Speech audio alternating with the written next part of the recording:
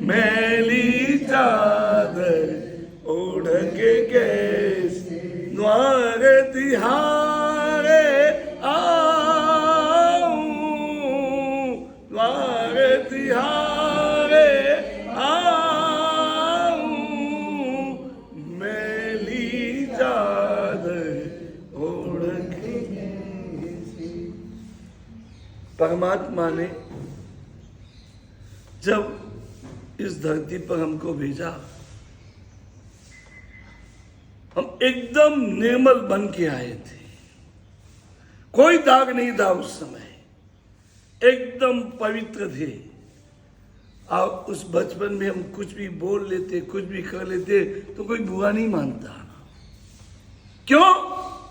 कि हमारा ये अंदर वाला जो दिल है, अंतःकरण, हमारा हृदय एकदम साफ सुथरा था, निर्मल था। अंदर कोई प्रपंच, कोई माया, कोई कपट, कोई चालाकी थी ही नहीं। और धीरे धीरे हमने जो है ना इस संसार का माया प्रपंच सीखना शुरू किया। शुरू हम सीखते गए, फिर बाद में हम करते गए, और करते करते करते हमने इसमें ग्रेजुएशन किया, पीएचडी किया, डीलिट किया, मास्टर के भी मास्टर हो गए। भगवान मल्लीनाथ प्रभु थोड़ी सी चालाकी करने के, थोड़ी सी चालाकी, और वो भी कोई गलत चीज में नहीं, अच्छी चीज में, कि तब थोड़ा मैं ज्यादा करूं, ज्ञान ध्यान में ज्यादा करूं, तपस्या में थोड़ा मैं आगे बढ़ूं।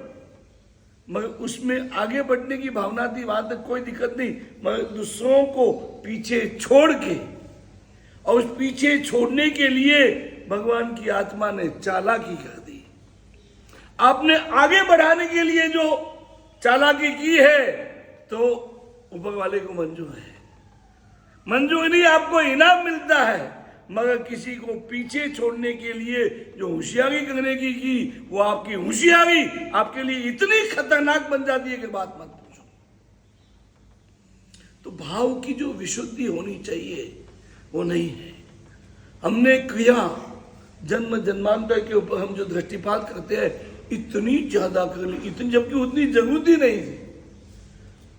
बहुत थोड़ी सी क्रिया की जरूरत थी। शास्त्रों में बताया, इक्कोवी नमुकारो जिनवग वसहस्र वद्यमानस संसार सागराओ तारी नरम नारी। परमात्मा को दिल से किया गया, भाव विशुद्धि से शुद्ध भावपूर्वक किया गया। एक भी नमस्कार आत्मा को परमात्मा बनने के लिए, संसार में से मोक्ष में पहुंचने के लिए पर्याप्त है, काफी है। जबकि हमने एक नहीं, इक्को भी नमुका, हमने एक नहीं, सैकड़ों नहीं, हजारों नहीं, लाखों नहीं, करोड़ों नहीं, अनंत अनंत नमस्कार कर दिए, और सब के सब पानी में गए। इसलिए ज्ञानी भगवंतों ने कहा, भावे भावना भाविए, बाद में भावे दीजिए दान, और उसके बाद भावे जीनवर पूजिए। तो फिर क्या होता है? भावे, खाली केवलनान नहीं, मगर भावे।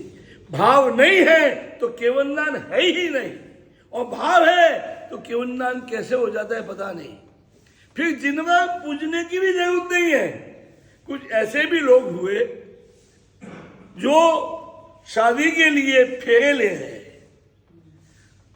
होने वाली पत्नी के साथ छेड़ा-छेड़ी गांठ बांध के, छूट नहीं जाए, गांठ बांध के वो फेरा फेरे ले गए। उनका पुण्य नाम था गुण सागर। वो फेरा लेते लेते लेते जो है ना केवलना नहीं हो गए। चौरी में जहां पे शादी होती है, शादी की क्रिया क्यों? भावे जिनवर, उनके हृदय में भगवान विराजमान थे। शरीर शादी की क्रिया कर रहा था, उनकी आत्मा, उनका मन, उनका चित्त जो है परमात्मा से जुड़ा हुआ था। परमात्मा मैं था, तो शादी करते करते भी केवल ना हो गया। वो एक बिगड़ा हुआ लड़का, महान बाप की बिगड़ी हुई औलाद, जिसका नाम शास्त्र में बताया है इलाची कुमार। एक कोई नाचने वाली लड़की को उसने देख ली और देख के उसके वो फिदा क्या हो, पागल हो गया। इतना पागल हो गया वो माँ बाप को कहता है कि माता पिताजी मुझे रजा दो, जाना है। कहाँ जाना है? बस उस लड़की के साथ उसके पीछे पीछे निकलने को तैयार हो गया। माता पिता बहुत होते ऐसा होते कि अच्छी संतान सही संतान होती तो उसका हृदय फट जाए, मगर कोई असर नहीं, इतना वो बिगड़ गया। कुछ जन्म जन्मांतर का कारण था ऋणानुबंध था। उस लड़की को देख के इतना पागल हो गया, निकल पड़ा।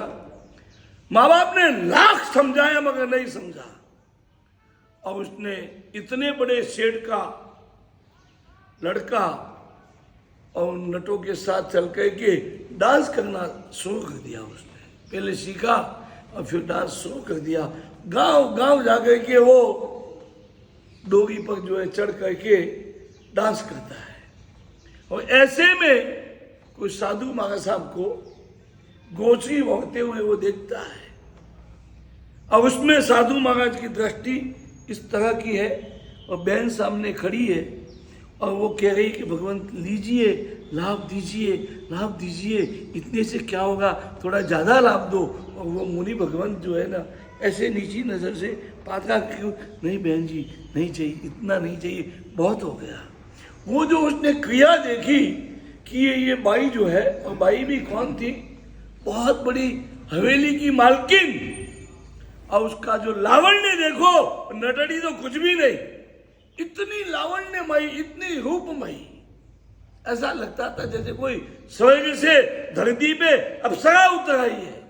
उसके बावजूद भी उस मुनि भगवान की दृष्टि ऐसे है, बस हाथ में एक पात्र है, बहन जी बस बस नहीं चाहिए, इस तरह से वो मना करे। और भाई जो है परम सौभाग्यशाली स्त्री,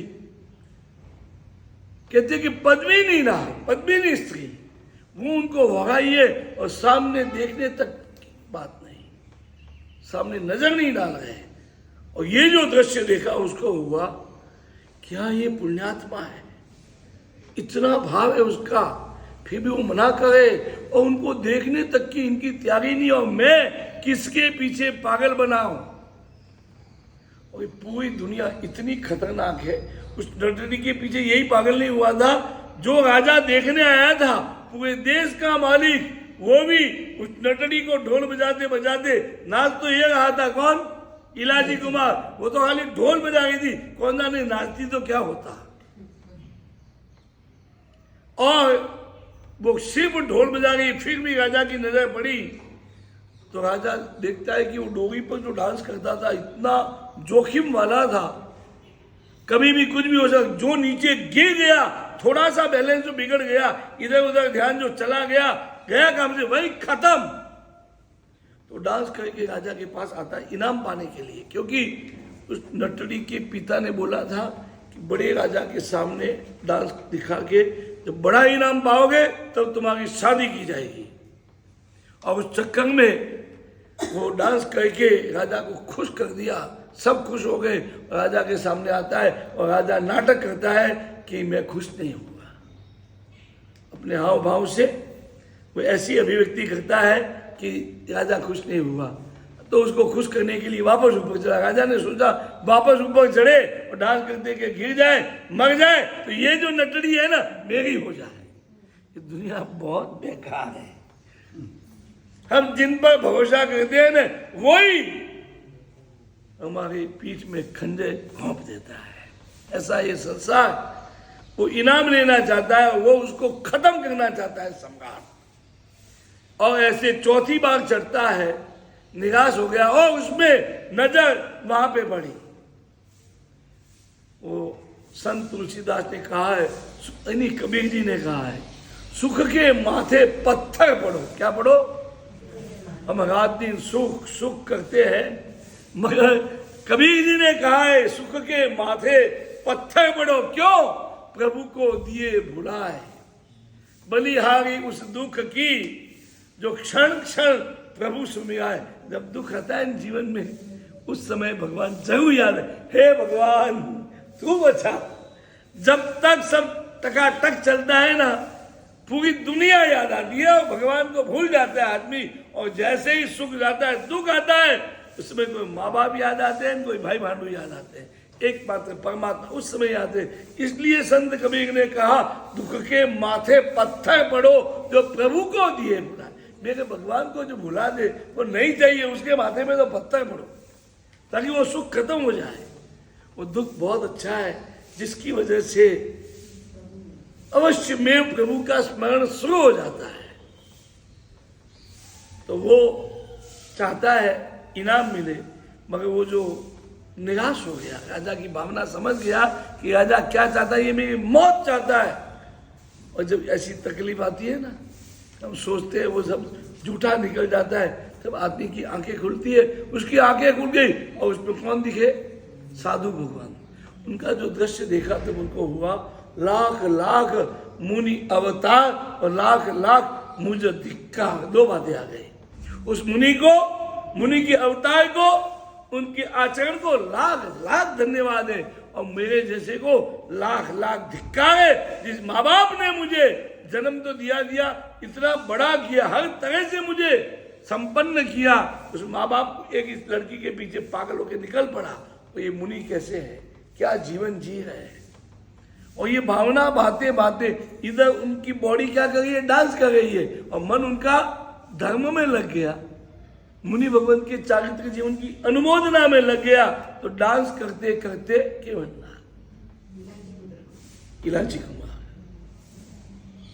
ऐसे ही हमारे कुलगुरु मुनि पूर्व जन्म का कोई ऐसा उनका अंतराय क्रम था जिसकी वजह से तप नहीं कर सकते थे, और क्षुधा वेदनीय के कारण बिना भोजन किए रह नहीं चाहे, संवत्सरी हो कुछ भी हो, और संवत्सरी के दिन भी उपवास नहीं कर पाए।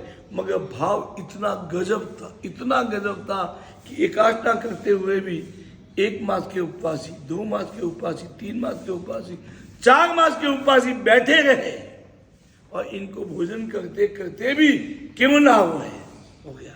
कारण मन में उपवास आ गया। किसमें? भीतर में उपवास आ गया। बाहर में भोजन था, आहार था, मगर भीतर से वो अनाहारी बन गए।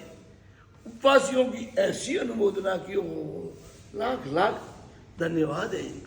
और मैं कैसा हूँ, संवत्सरी के दिन भी जो है मुझे खाना पड़ रहा है, उसका इतना पश्चाताप हुआ, इतना पश्चाताप हुआ, खाते खाते ही केवल ना। हम ऐसे महान लोग हैं जिनको पूजा करते नहीं होता है, भगवान के दर्शन करते नहीं होता, समाई करते, कभी कोई भी धर्म क्रिया करो कोई फर्क नहीं पड़ता है। इसलिए इस बात को समझने की कोशिश करो, क्या भावे भावना भावी, भावना भी दिखावे की नहीं, दिल से रियल भावना। कई लोग इतने चालाक होते हैं, लोगों को देखते आजू बाजू कुछ के कुछ करते रहते, वो भावना भाता है मगर भाव से नहीं भाता है। भावना भी भाव से नहीं, वो भावना कैसी? तो भावना भी भावपूर्वक भानी है। भावे भावना भाविये, और जो दान देना है वो भी भावे दीजिए दान। और परमात्मा की सेवा, पूजा, आराधना, उपासना सब कुछ भावपूर्वक। अब मंदिर में जब जाते हो, आप भगवान को दे के आते हो कि भगवान आपको कुछ दे के भेजते हैं। हमारे एक पुण्यशाली थे जिनका नाम था कृपाल कुमार, जिंदगी में कभी मंदिर में नहीं गए, भगवान क्या होते हैं कुछ समझे ही नहीं। जंगल में कोड़ियों के साथ ही उनका लालन पालन हुआ, कोड़ियों के बीच में ही वो पले पोसे और बड़े हुए, कुछ देखा ही नहीं। जंगल और वो कोड़ी वही उनके रिश्तेदार समझ लो। ऐसा जीवन जिया, भगवान क्या, मंदिर क्या, कुछ नहीं। फिर भी एक रात का परिचय किसका? वो लड़की, कोटि कोटि वंदन है उस लड़की को जिसने बचपन में तीर्थंकर परमात्मा के नव तत्वों का इतना गहरा अध्ययन किया, और अध्ययन करते करते उसने उन नव तत्वों को अपने जीवन में ऐसे आत्मसात कर लिए, उनका जीवन तत्वज्ञानमय बन गया। कदम कदम पे कुछ भी काम करती, सबसे पहले वो चिंतन करती, प्रभु ने क्या कहा, इस संसार में सत्य क्या है, असत्य क्या है क्या है, उपादेय क्या है। इस चिंतन पूर्वक ही उनका हर जीवन का कार्य जो होता था, जीवन की एक एक प्रवृत्ति तत्व ज्ञान पूर्वक। और एक रात में उसने कथी को कंचन बना दिया, श्रीपाल को पूरा का पूरा पलट दिया। जो चर्चा चली श्रीपाल शादी कह के तो आ गया, मगर ये शादी कैसी थी? जबरदस्ती की थी, सगाई वगाई कुछ नहीं। गुस्से में थे कौन? महाराजा प्रजापाल, और गुस्से में कह दिया ले जा इसको। तो उसको लगा कि ये कोई शादी वादी नहीं है, और उसने बोला कि हे पवित्र नारी और पुण्यवती नारी, तुम तो बड़ी सौभाग्यशाली हो, और मैं तो दुर्भाग्यों में शिरोमणि हूं। तुम्हारा और मेरा संगम जो है हो ही नहीं सकता, और कुछ नहीं बिगड़ा है। तुम्हारे पिताजी ने जो किया है वो विवेक पूर्वक नहीं किया है, और बिना विवेक के जो किया जाता है वो कभी प्रमाणभूत नहीं होता है। इसलिए अभी भी आप अपने जीवन को धन्य बना लो, और कोई सत्पुरुष के साथ आप अपने जीवन को बिताओ, मेरे साथ अपने जीवन को बर्बाद मत करो। जैसे ये बोलने लगा कौन? श्रीपाल कुमार तो पहले था, अभी वो श्रीपाल कुमार नहीं, अभी क्या है? उम्बर आना है। क्या है वो? उम्बर जो एक रोग का नाम है, बीमारी, कोड़ का ही एक प्रकार, वो होने की वजह से उसका नाम श्रीपाल लोग भूल गए और उम्र राणा पड़ गया। और राणा किसका? कोड़ियाओं का राणा, कोड़ियों का। जैसे भिखारियों का सरदार नहीं होता है, वो सरदार होगा, मगर किसका? भिखारियों का। वैसे राणा जरूर था, उदयपुर का राणा नहीं। किसका राणा? कोड़ियों का, कोड़ियों का सरदार। तो जैसे ही बोलने लगता है, महिला सुंदरी अपनी दोनों उंगली कान में डाल के सुनती नहीं है, और वो कहती है स्वामी कल जो कुछ भी हुआ उससे मुझे कोई फर्क नहीं पड़ा, मुझे कोई तकलीफ नहीं हुई। आप जो अभी बोल रहे हो ना वो मैं सुन नहीं सकती, मेरी शक्ति के बाहर की बात है, और इससे जो मुझे पीड़ा हो सकती है उस पीड़ा का मैं वर्णन नहीं कर सकती। तो आपकी प्रार्थना है आपकी इस दासी की, उसी समय से मैं आपकी दासी बन गई हूं। तो आपको प्रार्थना है कि अब जो बोला अब भविष्य में कभी भी अब ये मत बोलना। यदि आप मुझे जो खुश देखना चाहते हो, सुखी देखना चाहो, तो कभी ये बात वापस मत बोला। बस जो हो गया वो कबूल है, और जीवन भर के लिए मुझे कबूल है। सती नारी एक बार भी मन से भी संकल्प कर लेती है, फिर वो उनका संकल्प अटल हो जाता है। वो जो बोलती है तो उस उम्र राणा को होता है कि ये कोई मानवीय लड़की नहीं है, ये कोई स्वर्ग लोक की देवी है। क्या इसके विचार है, क्या इनका चिंतन है, जीवन का क्या आदर्श है, वो पागल हो गया। और फिर सुबह का जब समय होता है तो महिला सुंदरी कहती है चलो स्वामीनाथ परमात्मा के जगत पति के दर्शन करके आते हैं। और दर्शन करने को निकलते हैं। कौन मिलते हैं मालूम है? आज की तारीख में वो भगवान विराजमान है, आदिनाथ भगवान। तो जरूर कौन से आदिनाथ मालूम है आपको? उदयपुर के नजदीक जो विराजमान है, जिनको हम केसरिया नाथ के नाम से पुकारते हैं। ये बात है करीबन 11 लाख वर्ष से भी ज्यादा पुरानी बात, जिस समय भगवान मुनीश्वर स्वामी कितनेवें तीर्थंकर थे? 20वें तीर्थंकर। 20वें तीर्थंकर परमात्मा भगवान मुनीश्वर स्वामी के समय की बात है, जिसको जैनागम के इतिहास के आधार पर अंदाजन 11 लाख वर्ष से भी ज्यादा समय व्यतीत हुआ। उस समय की ये बात, उस समय ये प्रतिमा विराजमान थी। कौन सी? केसरिया नाथ भगवान। तो वहां वो दर्शन करने जाते हैं। जिंदगी में पहली बार परमात्मा के दर्शन करने जाते। मैं आपको इसलिए बात बता रहा हूं कि दर्शन कैसे होते हैं, दर्शन के पीछे भाव कैसा होना चाहिए। पहली बार गए, उनके पास कुछ था नहीं, स्वस्तिक बनाने के लिए चावल नहीं थे, प्रभु को चढ़ाने के लिए श्रीफल तो क्या सुपारी जैसा भी कुछ नहीं था उनके पास, कुछ भी नहीं। भगवान को कुछ नहीं दे पाए, और कुछ देने की जरूरत नहीं। आप कुछ नहीं है कोई बात नहीं, है तो दो, नहीं है कोई बात नहीं, मगर अपना मन जो है ना हृदय बस प्रभु को दे दो, समर्पित कर दो। जिसने अपने मन को दे दिया भगवान को, उसने पूरे जगत का साम्राज्य दे दिया भगवान को, पूरी दुनिया का दान कर दिया। उसने ऐसे भावों से दर्शन किया। पहले दर्शन में प्रभु के हाथों में जो श्रीफल था, बीजोगे का फल था, और जो कंठ में माला थी, वो माला भी उछली वहां से, और वो फल भी बीजोगा भी उछला, और एक आया श्रीपाल के हाथ में और एक आया किसके हाथ में? महिला सुंदरी। दोनों को भगवान ने भेंट की, और वो लेके निकल पड़े। और उनको हो गया आज भगवान ने जो दे दिया है अब जीवन में कोई दुख नहीं, कोई गरीबी नहीं, किसी चीज की कमी नहीं, निकल पड़े वहां से। ये होते हैं भगवान के दर्शन। जिंदगी भर हमने पूजा की, भगवान को हमने बहुत कुछ दिया, भगवान ने हमको कुछ भी दिया क्या? सोचो जरा। क्योंकि हमने जो भी किया उसके पीछे जैसा भाव होना चाहिए था वो भाव नहीं आया, और उसकी वजह से कुछ मिला नहीं। आज भी कई लोग ऐसे हैं, जब भगवान के दर्शन करते, मैंने बताया था कल महाराज साहब, आप लोगों ने देखा नहीं, जिसने भी देखा बड़ा सौभाग्यशाली था। और मैंने तो देखा पूरे पागल बन के बैठते थे, ऐसे ही लगता था कोई ज्ञानी नहीं है, कोई पागल है। इस तरह से परमात्मा के सामने प्रस्तुत होना है। वहां कोई होशियारी नहीं, कोई चालाकी नहीं, कोई ज्ञानी बना नहीं, कोई विद्वत्ता नहीं, कुछ भी नहीं, एकदम छोटे बालक बन करके भगवान के सामने तन मन सब कुछ कुर्बान करना है, उनके बन जाना है। किसके?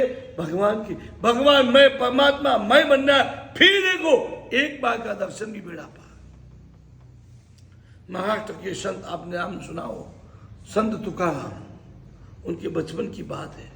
उनके घर में मंदिर था, पहले जैनियों के नहीं, हर एक के घर में अपने अपने कुल देवता आदि का जो मंदिर रहता था, उनका स्थान रहता, वहां पे बैठ के जो है ना, पहले वहां भजन करते, फिर जो मंदिर में जाते हो। तो उनके घर में नियमा पूजा होती थी। एक बार संत तुकाराम की कोई छोटी उम्र 8-10 साल की होगी, उनके पिताजी को कोई बाहर गाँव का काम आ गया, बाहर गाँव जाना था, तो उन्होंने बेटे को बिठा के, देख बेटा मैं जाऊंगा, भगवान की पूजा रोज होनी चाहिए।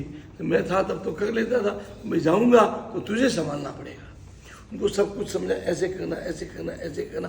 फिर लास्ट में बताया कि भगवान को पिलाने के लिए दूध तैयार करना है एक गिलास के अंदर, और गिलास काय का? चांदी का, क्योंकि भगवान जी है ना। अपन तो जो है उस जमाने में तो स्टील था ही नहीं, क्या था? तांबा था, पीतल था या कांसा था, बस ये 3 चीज थी करीब करीब। तो समझा दिया कि भगवान को पिलाना है चांदी के गिलास में दूध, और उसमें बता दिया इलायची कैसे डालना, और मसाला कैसे डालना, बादाम कैसे डालना, दूध कैसे तैयार, पूरा समझा दिया। तो ऐसे करके वो भगवान को पिला देना, ऐसे बोल दिया। और वो सब समझा के बस बेटा कर लेगा, हाँ हाँ पापा मैं कर लूंगा बराबर के। बचपन से ही संत तुकाराम का दिमाग बड़ा तेज था, बहुत होशियार था। पापा निकल गए, फिर वो दूसरे दिन, उस दिन तो कर लिया था, दूसरे दिन वो पूजा करने को बैठा, सारी पूजा हो गई। फिर कहता है कि लो भगवान जी ये दूध मैं आपको पिलाता हूँ। दूध तैयार किया, तैयार करके पहले तो हाथ में रखा, लो भगवान जी आप P low. 1 minute, 2 minute, 3 minute, 5 minute, 10 minute. अब वो बार बार कहता भगवान जी पी लो ना, क्यों समय निकाल रहे हो? ऐसे ही बाद में भी पीना, पहले भी पीना, पहले पियोगे आपका मेरा दोनों का समय बचेगा, ऐसे करोगे समय खराब होगा, क्या मतलब? आप पी लो। वो यूं बार बार तरह तरह से समझाया है। वो ऐसे करते करते, छोटा बच्चा था, भूख इतनी जोर की लग गई, और पापा ने बताया था पहले भगवान की पूजा करना, भगवान को दूध पिलाना, फिर तो अपना दूध पीना। वो देखा है कि ये पिए तो मैं पीऊँ, ये तो जिद के बैठे। उसने कहा भगवान मैं उन्हीं का बेटा हूँ, अब उनके हाथ से रोज पीते हो, एक दिन मेरे हाथ से भी पी लो ना, मैं उनका बेटा हूँ। इस तरह से वो समझा रहा है, और भगवान समझ नहीं गए उनके हिसाब से। उन्हें ऐसा लगा क्यों नहीं मान रहे, तो मैं कबूल नहीं हूँ क्या इनको, मेरे पापा से तो पीते हैं। वो उन्होंने बोला पिलाना, वो बच्चा था, सीधी भाषा में समझ गया पिलाना यानी पिलाना। ऐसे करते करते ऐसी भूख लगी, ऐसी भूख लगी, उसको रोना आ गया और रो पड़ा हुआ, भगवान आप मुझे परेशान करोगे, मेरे पापा भी चले गए, मैं अकेला पड़ गया और आप मुझे इस तरह से रुला रहे हो क्या? ऐसे बोला, ऐसे बोला। कौन जाने उस मूर्ति में क्या चेतना आई, और सीधे ही जो है ना, वो जो मूर्ति का हाथ था ना, फटाक से सामने आया, गिलास उठाया और गट जो है भगवान जी ने दूध पी लिया। फिर भी वो राजी नहीं हुआ कि रोज ऐसे ही करोगे क्या, मुझे परेशान करते रहोगे। ऐसे वो बड़े भाव से रोने ही लगा रोज। भगवान जी ने कहा गलती हो गई भैया। क्या बोला?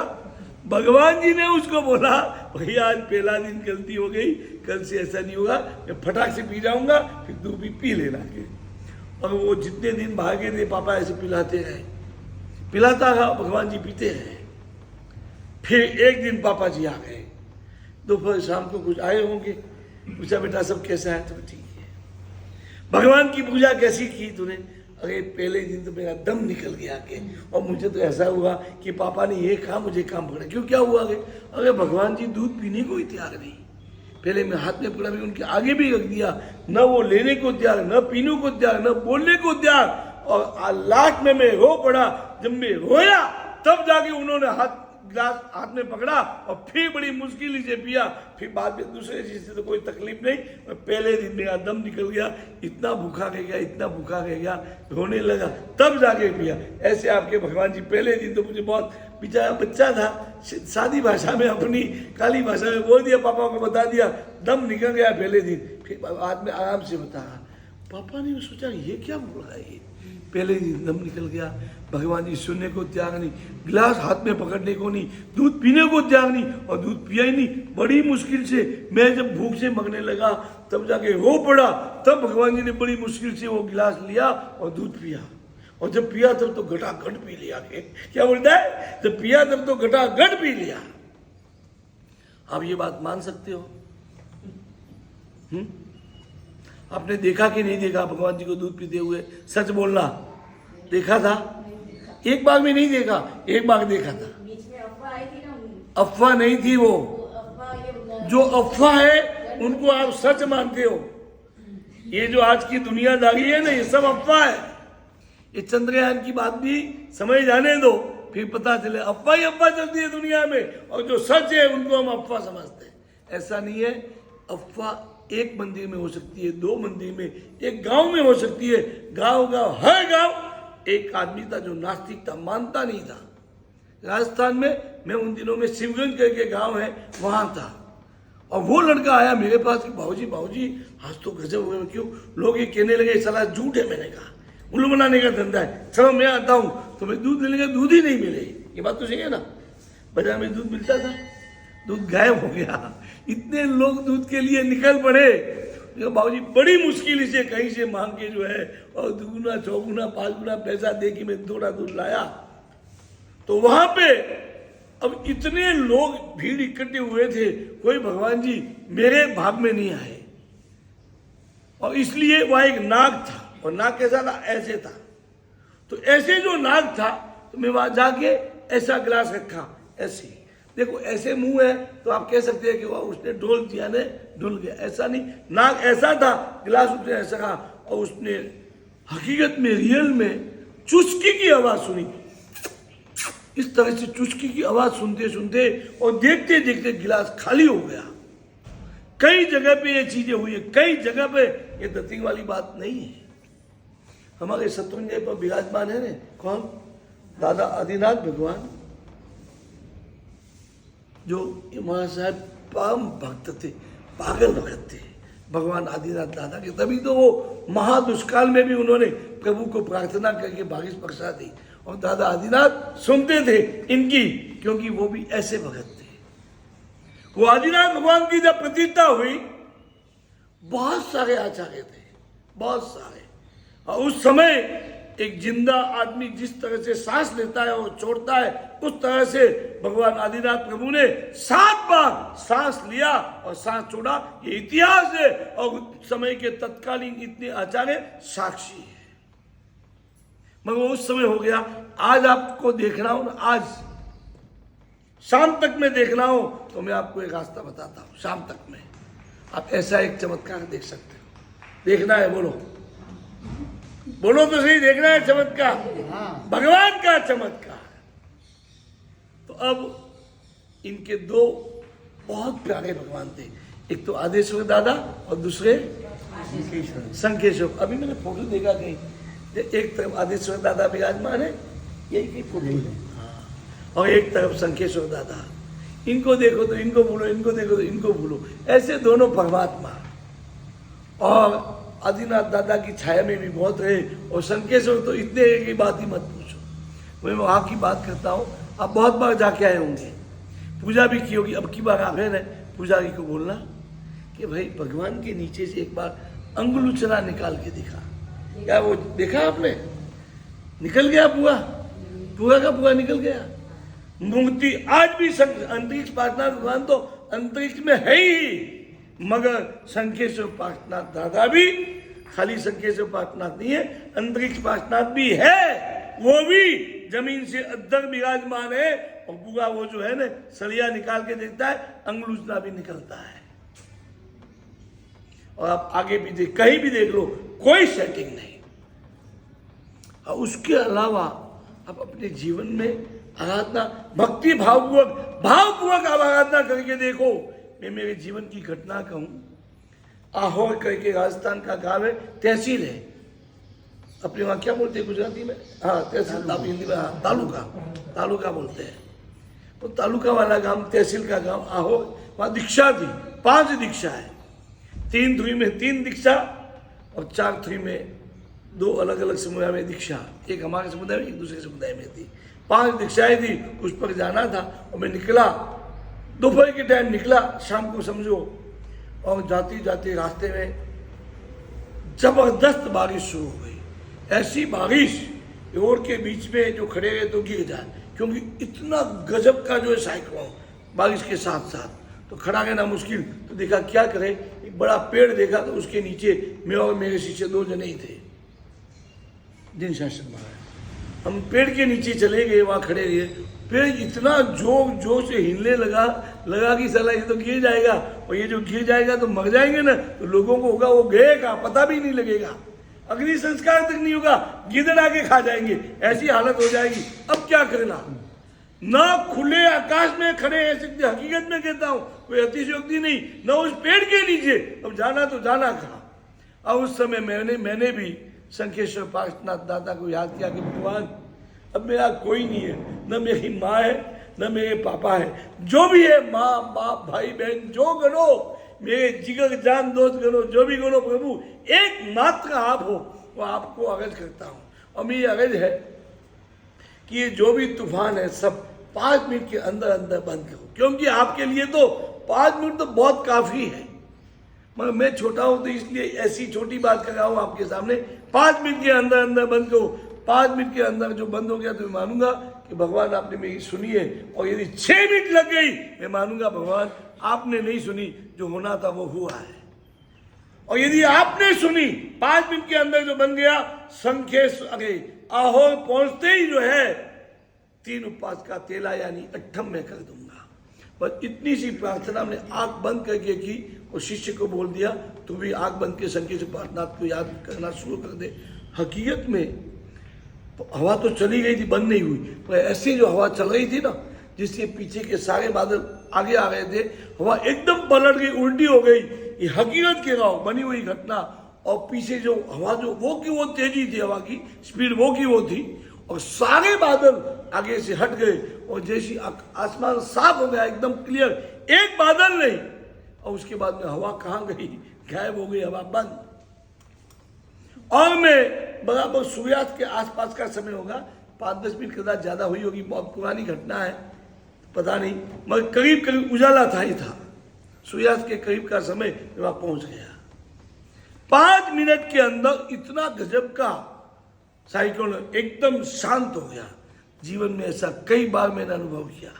एक बार संवत्सरी प्रतिक्रमण चल रहा था, और उस समय देखा कोई पागल कुत्ता आ गया, पागल को गुजरात क्या बोलते, हड़काया कुत्ता, पागल कुत्ता, वो आ गया, और लोग इकट्ठे हो गए, उनको इस तरह से मारने की शुरुआत की। मैंने कहा ये तो बेमौत मार देंगे, और इधर संवत्सरी प्रतिक्रमण अपने नजरों के सामने मरे, ठीक नहीं। और मैंने बोल दिया गुरुदेव को, ये अभी शुरू ही हुआ था। मैंने कहा बाबूजी मैं आता हूँ, अब धीरे धीरे प्रतिक्रमण चलाओ। मैं भागा, सब लोगों को मैंने भगाया, 2-4 समझदार आदमी को समझाया, वो मान गए, और उसको जैसे तैसे करके वहां से उठा के लेके गए। एक वाड़ा था, वाड़े के अंदर बंद कर दो ताकि वो भी सुखी और दूसरे लोग भी दुखी ना हो।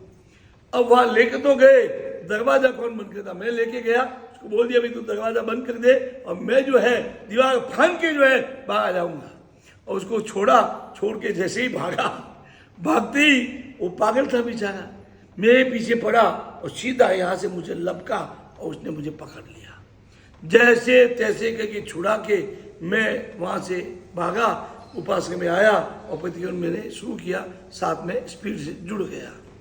अब दिमाग में होने लगा साला पागल कुत्ते ने काटा है, क्या होगा। और उस जमाने में मालूम कितने इंजेक्शन लेते थे? 14 इंजेक्शन। और वो भी कहाँ लेते मालूम है? ये नाभि के आसपास। और ये सारे इंजेक्शन बंदरों को मार काट के बनाया जाता है।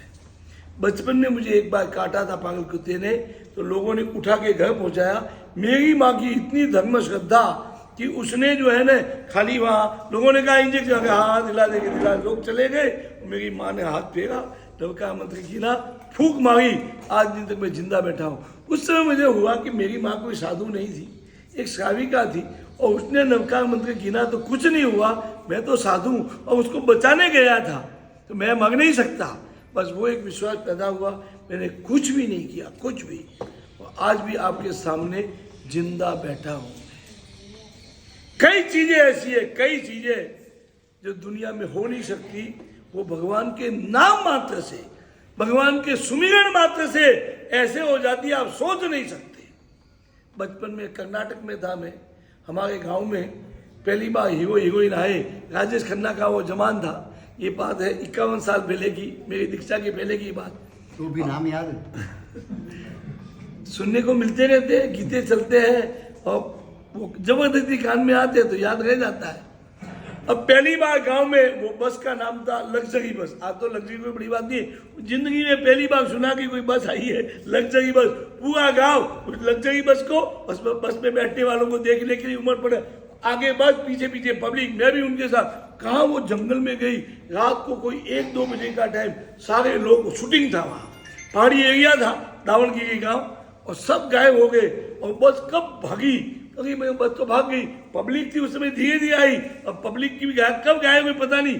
मेरी एज होगी कोई 7-8 साल की, बस गायब हो गई। और गांव से कोई 8-10 किलोमीटर दूरी, रात को 1-2 बजे का टाइम, घोर रात्रि, अंधकार। और फिर भी मैं चला कि इस तरफ से आई थी बस, इस तरफ गई है तो इसी तरफ जाना है। गया तो 4 रास्ते आ गए, 4 रास्ते आ गए, तो अब क्या करें।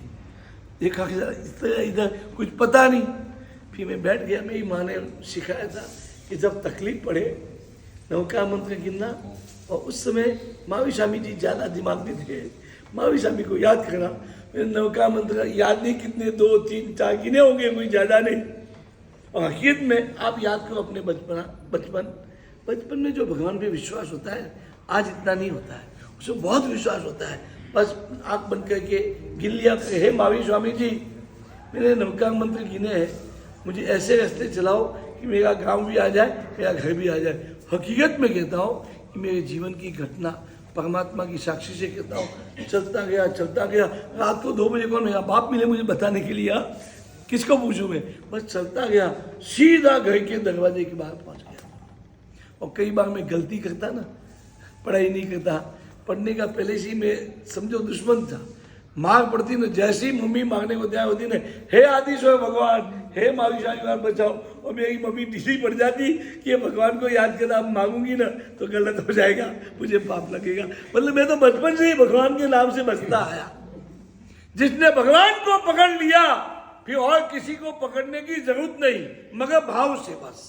शरारत करने के लिए भगवान का नाम उपयोग किया, मैंने गलत उपयोग किया, मगर फिर भी उपयोग भले मेरा गलत था, परमात्मा का था, नहीं मेरा गलत भी सही हो गया, तो आज मैं इस जीवन तक पहुंच गया। भगवान को समझने की कोशिश करो, वो देता भी है तो कल ही बताया था, कैसे देता है, छप्पर फाड़ के देता है, और वो देने को ही बैठा है। परमात्मा देने के लिए ही बैठे हैं, बस आप एक भाव बनाओ। वो कौन? तुकाराम। पापा विचार पड़ गए, तुम बेटा इतने दिन पूजा की, आज एक दिन, अरे एक दिन क्या आप कहो उतने दिन कर लो, कि अभी वो जिद नहीं करते। कौन? अभी वो अच्छे हो गए, अभी वो जिद नहीं करते, तो अब तो आप कहो उतने दिन की, कोई बात नहीं। और पूजा करने को बैठा, और सारी पूजा होने के बाद में गिलास उठाया, आगे ले जाए उसके पहले हाथ भगवान जी का आ गया, और सीधा गिलास पकड़ा, गटागट पी लिया। और उसके पिताजी देखते कि ये क्या बात है, ये पत्थर की मूर्ति, और इसने दूध कैसे पी लिया। और उसने कहा, भगवान जी ये सब क्या अन्याय है, अब भगवान जो अन्याय करोगे तो दूसरों की तो हम क्या आशा रखें। मैंने जिंदगी भर पूजा की, एक दिन आपने मेरे हाथों से दूध नहीं पिया, और इस बेटे के हाथों से आपने पहले ही धुन पी लिया। मैंने कौन सा ऐसा अपराध किया, कौन सी गलत की? पूरी जिंदगी आपने जो है कभी मेरी सुनी नहीं। एक बार भी आप पी लेते, मैं समझता धन्य हो गया। और वो भगवान को सुनाने लगा तो भगवान ने उसको बोला, तूने कभी मेरी पूजा नहीं की, तूने पत्थर की मूर्ति की पूजा की। किसकी पूजा की? तू पूजा जब करता था तेरे दिमाग में पहले से फिट था कि ये पत्थर की मूर्ति है। खाली कहने के लिए भगवान तू कहता था, तेरे दिल से तू भगवान नहीं समझता था। और इस बच्चे ने मुझे भगवान समझा है। मैंने जब दूध नहीं पिया, रो पड़ा है, तू एक बार भी रोया है क्या मेरे सामने, बता तू। और उसका बोलना बंद हो गया, कान पकड़ लिया। सही बात है प्रभु जी, मैं एक मूर्ति समझ के पूजा करता था। अब मंदिर में जाओ ना, मूर्ति को मत देखो, मूर्ति गायब हो जानी चाहिए, क्या दिखने चाहिए? अब जब पूजा को आपको लगना चाहिए साक्षात परमात्मा की मैं पूजा कर रहा हूं और प्रभु मुझे देख रहे हैं, मैं धन्य धन्य हो रहा है। प्रभु तो देख रहे, मगर प्रभु को मैं स्पर्श भी कर रहा हूं। किसको? प्रभु को मैं टच हो रहा हूं, प्रभु को मैं छू रहा हूं, प्रभु के चरणों का मैं स्पर्श कर रहा हूं, चरण स्पर्श। ये भाव आप लाओ, फिर देखो आपके दर्शन, आपके वंदन, आपका पूजन क्या रिजल्ट लाता है। इसको बोलते हैं क्या? भाव। खाली बस आप भावे भावना, भावी भावे जिंदा, भावी जिंदा, ऐसे नहीं। इसके भावार्थ को, भाव के भावार्थ को समझो। भाव से आप क्या लेना है? बस साक्षात भगवान दिखने चाहिए। जिस दिन आपको भगवान दिख गए ना, आप बोल के देखो, भगवान सुनेंगे, पूछ के देखो, भगवान आपको जवाब देंगे। अभी बातें तो बहुत दिमाग में आ गई, 5 मिनट ज्यादा हो गई। कल अपन देखेंगे ये संकेत। हाँ, रविवार है। आज रविवार है, ऑफिस नहीं जाना है। आज तो शाम तक चले तो भी दिक्कत नहीं। आपने महावीर स्वामी भगवान का मंदिर का नाम सुना होगा, जो अहमदाबाद के अंदर मोटा महावीर जी के नाम से फेमस है। गांधी रोड के ऊपर पतासा पोल और दूसरीवाला की पोल के बीच में वो भगवान विराजमान है, दोनों पोल के बीच में। क्योंकि दोनों पोल वाले का झगड़ा हुआ था, ये चाहते हम ले जाए, वो चाहते हम ले जाए, फिर जो है कुछ लेने हुआ। उसके पहले ये भगवान जी है ना, मंदिर में नहीं थे, एक मुसलमान के घर में थे। कहा? मुसलमान के घर में। और वहां से पालीतना का संघ गया। संघ जब गया तो उसमें एक आदमी जा नहीं पाया, कोई ऐसा ही कारण हो गया, जा नहीं पाया। अब संघ पहले तो पैदल चलते थे, गाड़ी भी होती थी। कौन सी गाड़ी? बैलगाड़ी की, वही गाड़ी थी। या ज्यादा तेज होती तो ऊंट गाड़ी। तो कुछ दिन लगते थे, एकदम जल्दी जा नहीं सकते थे। संघ पहुंचने के पहले इनको हो गया कि अब मैं कैसा कम नसीब, इतना बड़ा संघ निकला, मैं जा नहीं पाया। तो उसका दोस्त था एक मुसलमान, तो उसने देखा इसका चेहरा पड़ा हुआ है, क्या बात है भाई, किस बात से दुखी है, तो बता तो सही। अरे यार, हमारा पूरा समाज जो है, हमारा महान तीर्थ है, जैसे आपका मक्का मदीना है ना, हज करने जाते, वैसे हमारा पालीतना है, शत्रुंजय जयती, मैं जा नहीं पाया, इस बात से मैं बड़ा दुखी हूँ। कोई बात नहीं, आपका संघ किस दिन पहुँचने वाला है? उसने बताया ऐसा कार्यक्रम है, फला दिन पहुँचेगा, आप बस उस दिन जो है ना 1 घंटे के पहले मेरे पास आ जाना। तो उससे क्या होगा? मैं तुमको पहुँचा दूंगा। वो कैसे? अब वो बात मत पूछो, मैं पहुँचा दूँ, फिर बाद में आपको सब समझ में आ जाए क्या बात पहुँचा। उसका उसने तय कर लिया। और जिस दिन संघ पहुँचने वाला था ना, उस दिन वो उसके घर पे पहुँचा। उसने कहा चलो मैं आपको ऐसी जगह पे ले जाता हूँ जहाँ तुम्हारा काम हो जाएगा। अंदर के अंडरग्राउंड, ये हकीकत इतिहास है, ये जो तीर्थ दर्शन की किताब छपी है उसमें भी ये लिखा हुआ है। वो गया अंडरग्राउंड में, वहाँ देखा तो भगवान महावीर स्वामी जी, लंचनता सिंह का यही महावीर स्वामी जी। कौन से? मोटा महावीर जी, गांधी रोड के ऊपर के, जिसका दूसरा नाम रिची रोड भी है। हाँ बस, वहाँ के वो भगवान महावीर स्वामी। देखा वो ये तो अपने भगवान है। उसको पूछा ये आप? अरे वो सब बाद में, वो अभी नहीं के, यहाँ बैठ जाओगे। तो क्या करूँ? बस बैठ के हाथ जोड़ लो इनको और प्रार्थना कर दो कि प्रभु मुझे वहाँ पहुँचना है। और जब भी आपको ऐसा लगे माहौल एकदम चेंज हो जाए, आप खोल देना। देखा ठीक है, उसके समझ में नहीं आया, या अच्छा दोस्त था, जिगरी दोस्त था, धोखा नहीं कर सकता था। बैठ गया आंखें बंद करके, कुछ ही क्षण हुए और एकदम चारों तरफ तीर्थराज शत्रुंजय की धीराज शत्रुंजय की जो हो, दादा अधिराज की जो हो, वो जो आवाज ही सुने उसने आंखें खोली तो देखा कि वो पालीताना में तलेटी में, और संघ वाले सब आए। संघ वालों ने भी देखा कि यार ये यहाँ कहाँ से है, ये तो आया ही नहीं था, इतने दिन कभी साथ में नहीं हो, ये एकदम अपने से भी आगे आके बैठा है, क्या बात है। ऐसी घटना हुई कि बात मत पूछो। फिर वापस आया संघ के साथ, गया कैसे, अकेले। किसने भेजा, और श्रीपाल चरित्र में आपने सुना होगा, श्रीपाल को स्वयंवर में जाना था कुंडनपुर। कितना दूर था, कोई 900,000 योजन, इतना दूर था, जो जाना असंभव था। क्या किया उसने, आंखें बंद की, किसका स्मरण किया, हाँ सिद्ध चक्र जी बोलो, नवपत जी बोलो, एक ही बात है। बस वो सिद्ध चक्र जी का स्मरण जो किया, और विमलेश्वर देव अपने आप आए, उनको उठा के वहां रख दिया, और जैसी आंख खोलते तो कुंडन। ये बात आपने सुनी है ना, ये यहाँ अहमदाबाद में बनी हुई घटना। आज भी कई ऐसे तीर्थ है जहां पे आप जाओ, और रात के समय आज भी मंदिर बंद होने के बाद में बाजा बजने की आवाज आती है। महाराज साहब जम्मू विजय जी महाराज साहब पाटन के पास में एक तीर्थ में बहुत रहे,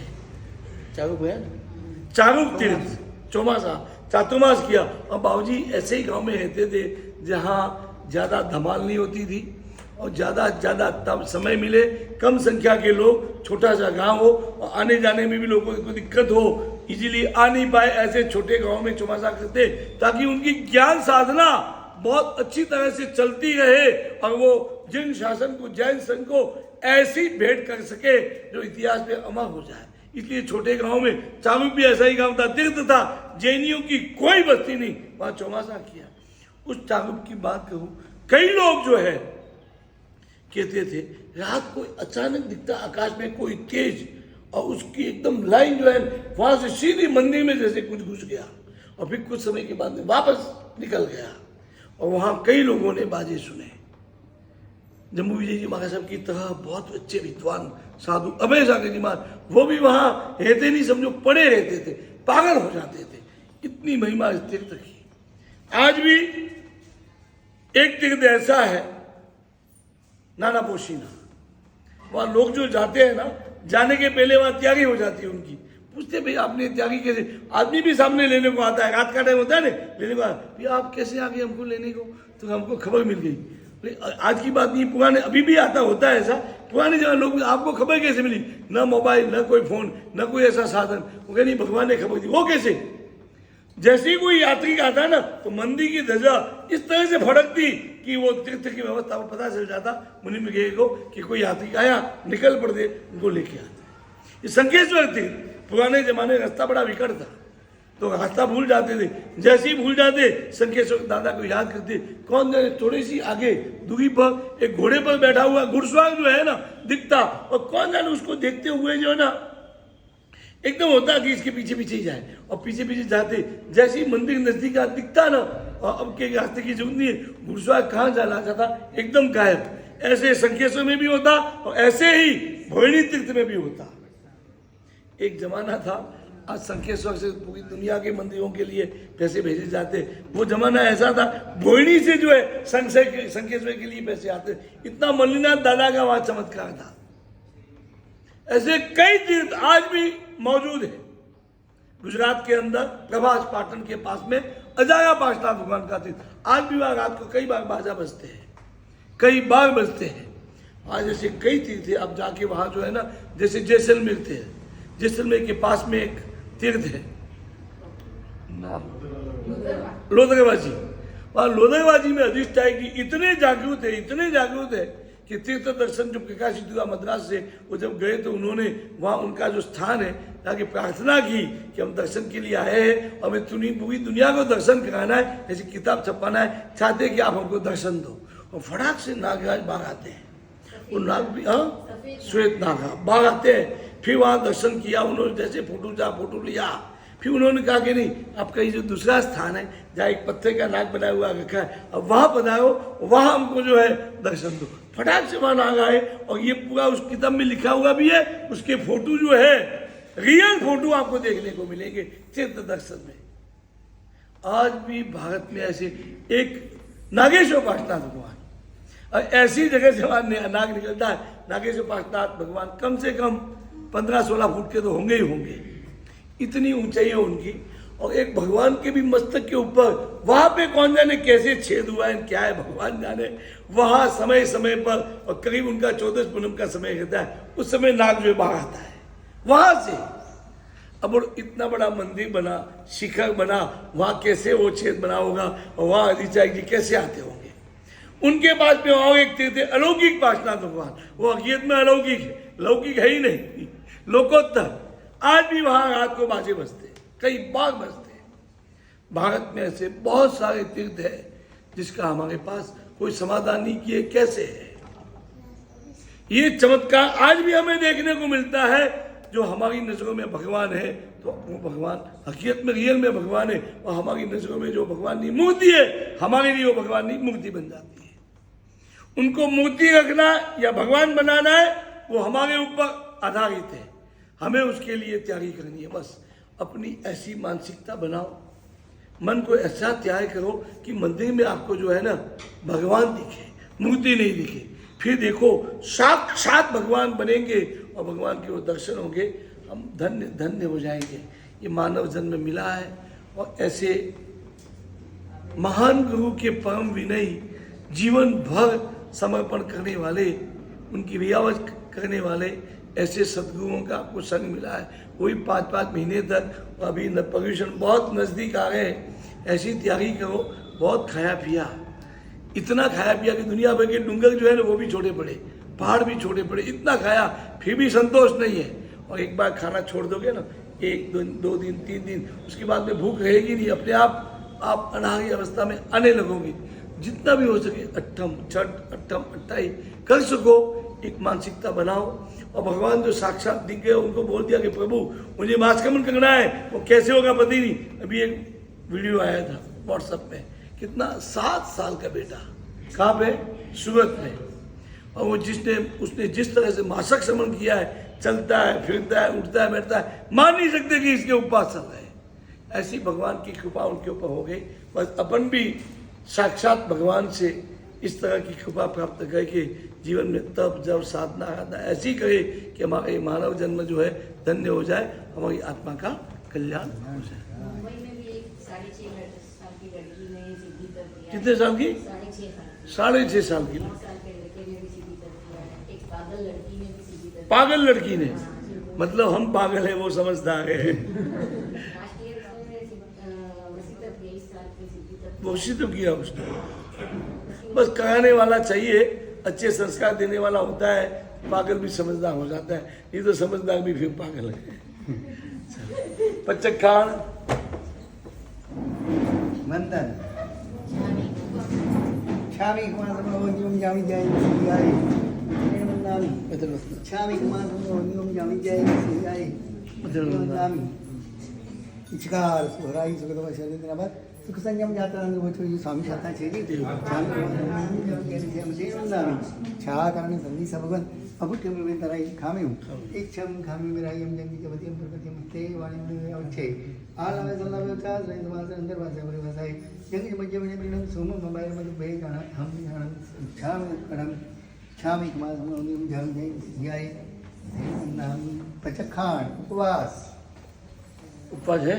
हाँ है सोएगी अब तट्टम पचक्खाई तीम या वासुंगा वसंदा बगणु सहसा बागदान मातन वसंदा माना बोसी जापोसी जो बगणु मुट्ठी जम पचक्खाई नदा बगणु सहसा बच्चन गांधी जामन सावल मातन वसंदा दिया करो भारत से लिबल मालिन माचना बोलेना सचिन राजा अवश्य अमेरिका में उगेश का जी पोसी जापोसी जो बगणु मुट्ठी जम पचक्खाई उगेश जी में आश्रम गांव वसंदा बगणु सहसा बच्चन गांधी जामन सावल मातन वसंदा अमेरिका पचक्खाई नदा बगणु सहसा में लेवा लेंगे तो की मुझे बाकी मातन वसंदा निगासन बियासन पचक्खाई Yem ya wasang kami sa tawag ng sa kagaya kagano. Ako na yung nagugudan bakit ako na mata ng sa tiya kagano. Para sa liwan wa liwan chinwa, bawal liwan wa sa sida. Awos.